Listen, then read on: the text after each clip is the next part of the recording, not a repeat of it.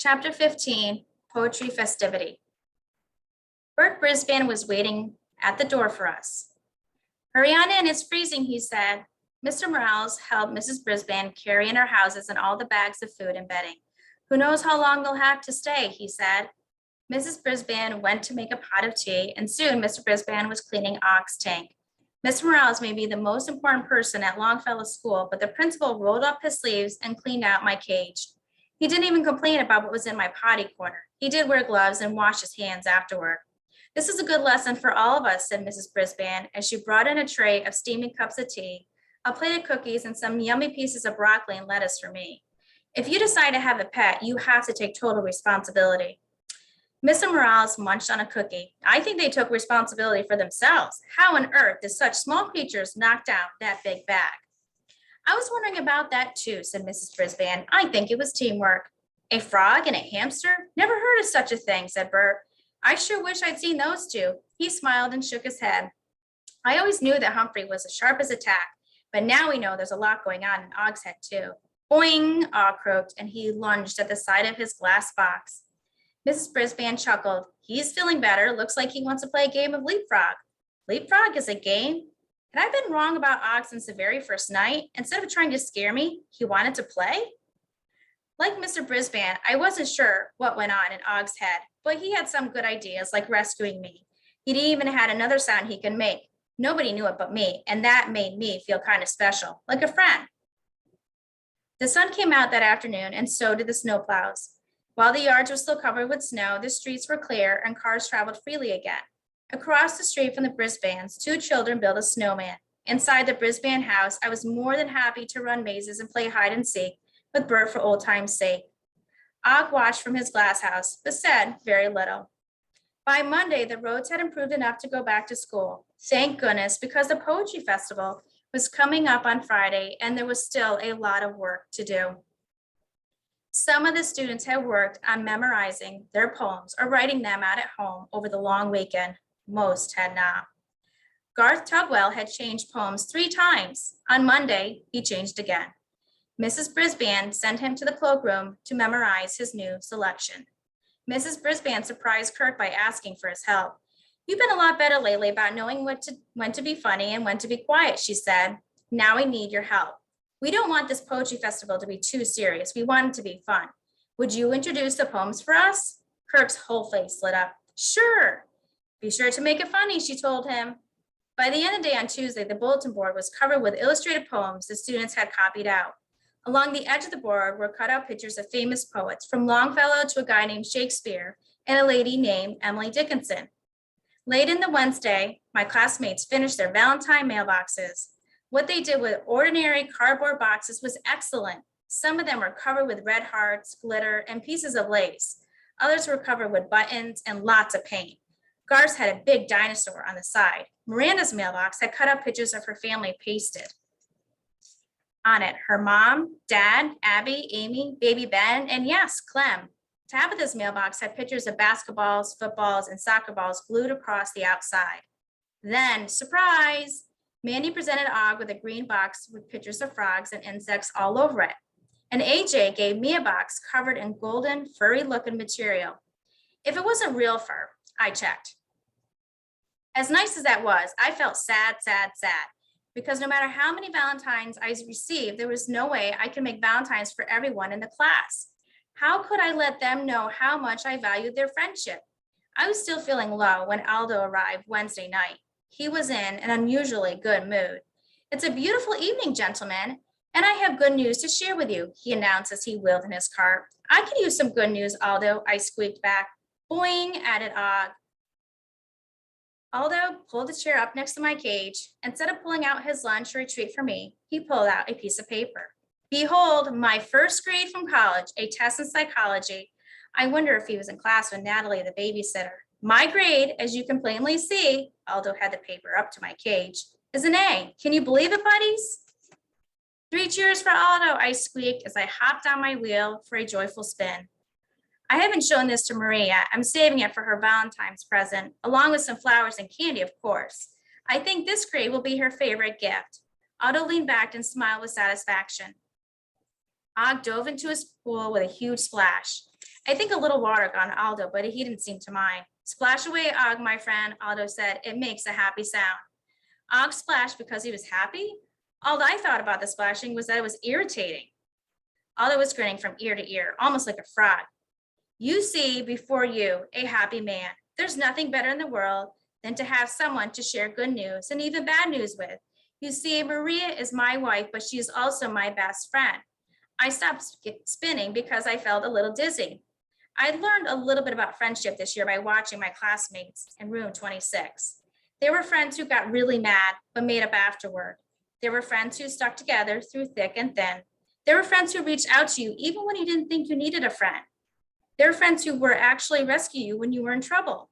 There were new friends, old friends, silver and gold friends.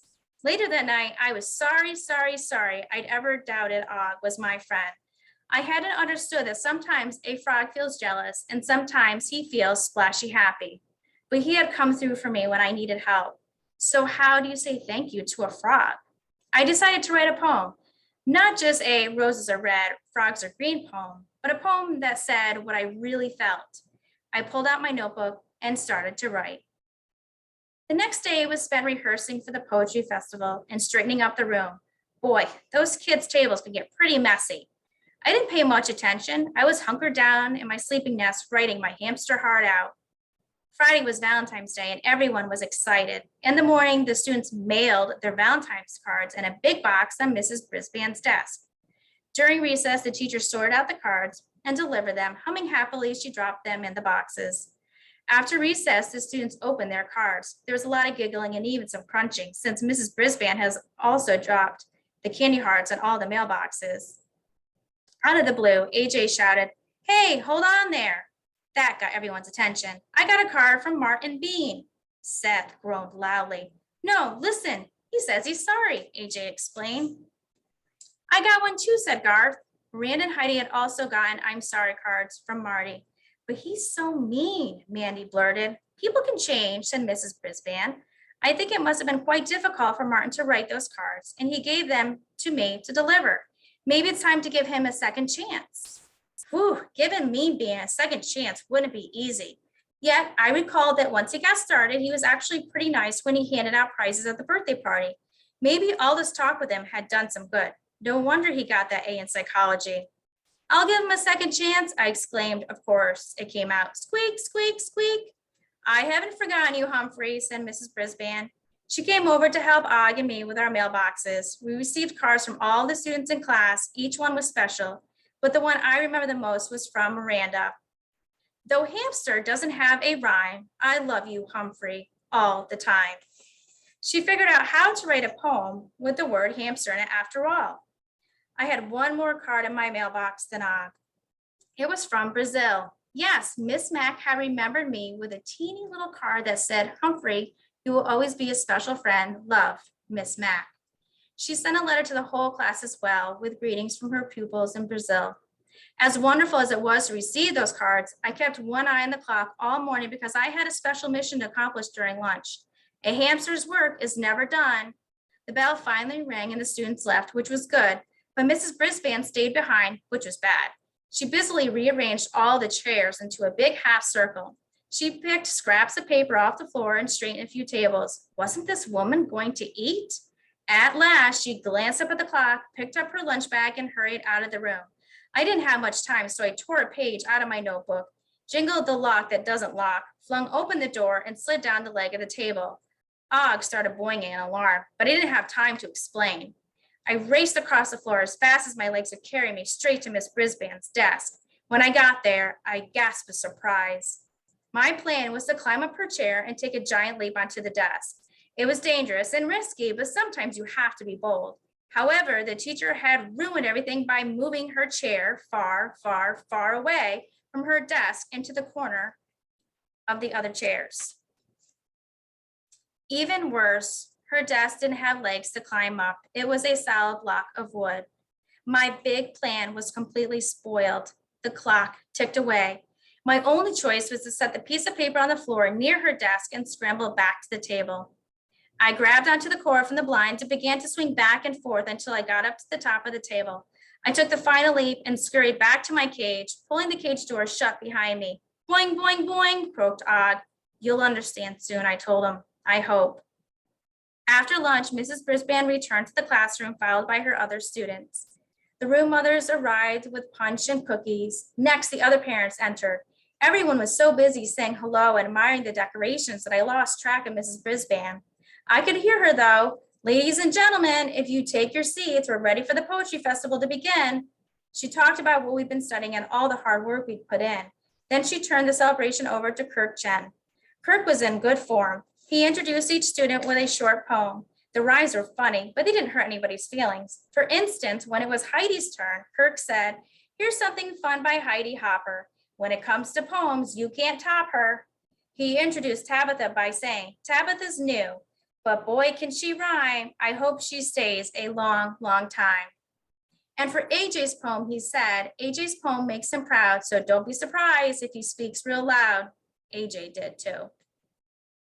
I was proud of my classmates as one by one, they stood in front of the room and recited their poems. Heidi recited the frog poem she wrote. Instead of her smiley poem, Tabitha performed a funny poem about a baseball player named Casey. Sawye recited the dove poem. Pay attention, Art lost his place in his poem, but he started over again and did fine. If anybody forgot a word, Miss Brisbane whispered it and nobody seemed to notice. The parents clapped heartily for each and every poem. I did too. Then my heart sank and Mrs. Brisbane said, "That concludes this year's Poetry Festival. I hope you'll all stay for refreshments." My plan had failed utterly. I glanced over at Og. He was still smiling, but he didn't know what I had planned. But Mrs. Brisbane kept talking. "I have one more poem I'd like to share. I found this scrap of paper on the floor as you arrived. I think it expresses the feelings that children in this room have for each other.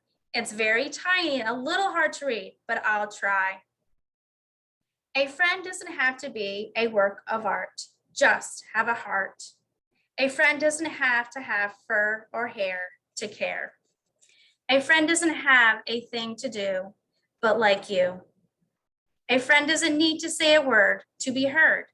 It's not so hard to be a friend in the end." The room was silent till Heidi's mom started the applause and everyone joined in. "There's a scratchy kind of scribbling at the bottom. I can't make out the name," said Mrs. Brisbane. "Would the pupil who wrote this like to stand up and identify him or herself?" I was standing up all right, and I squeaked at the top of my voice. I wrote it for Og. It's my Valentine to him." "Sounds like Humphrey knows who wrote it," Mr. Golden joked, and everybody laughed. Everybody except Og. "Boing, boing," he shouted, hopping up and down. At last, I'd gotten through to him, and now I knew exactly what he was saying. "You're welcome, Og," I replied. "You're welcome. You grinning, green, lumpy, bumpy, hairless, Google-eyed, cricket-eating friend. You're entirely welcome." Later that night, I looked over at Og as he dove into his swimming pool with a giant splash. He looked the same as ever, yet everything was different. What had seemed like a sneery leer was really a friendly grin. The splashy that once annoyed me made me feel good because I knew Og was happy, happy, happy. And a lunge that once scared me just meant Og wanted to play a game. Sometimes humans are hard to understand, especially when they act mean like Marty Bean, or get crabby like Abby, but with patience and a little psychology, you can usually figure them out. It's the same with frogs and even hamsters. I'd made a few mistakes, but I managed to keep my old friends in room 26 and make a new one too. Suddenly, my heart went boing as I thought about my shiny, silver new friend, my friend, Og. Of what shall a man be proud if he is not proud of his friends? Robert Louis Stevenson, Scottish novelist and poet.